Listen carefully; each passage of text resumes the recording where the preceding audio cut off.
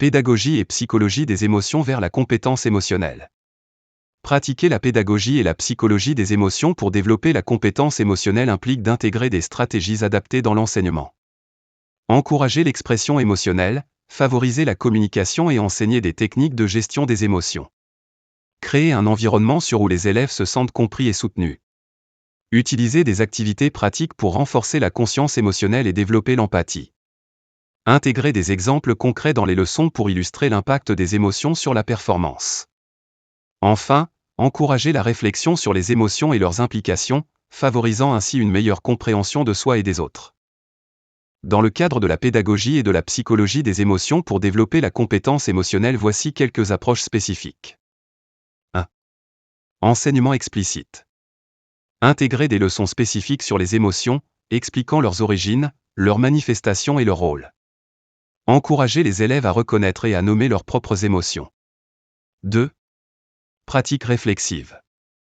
Intégrer des moments de réflexion dans le programme, invitant les élèves à explorer leurs propres réactions émotionnelles et à comprendre les facteurs qui les influencent. 3. Technique de régulation émotionnelle. Enseigner des stratégies concrètes pour réguler les émotions, telles que la respiration profonde, la méditation ou l'expression artistique. Encourager leur utilisation en classe et dans la vie quotidienne. 4. Développement de l'empathie. Organiser des activités qui favorisent la compréhension des émotions des autres.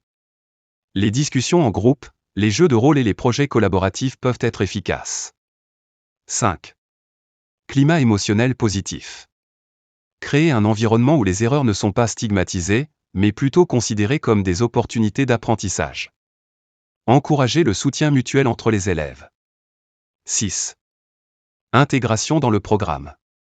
Intégrer la compétence émotionnelle dans diverses matières.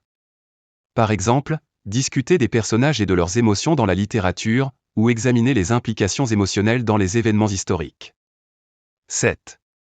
Collaboration avec les parents. Impliquer les parents en partageant des ressources sur le développement émotionnel, en organisant des séances d'information ou en encourageant la communication à la maison sur ce sujet.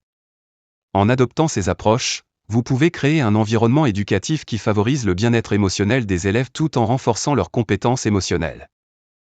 Salutations du professeur Tlatli Lotfi.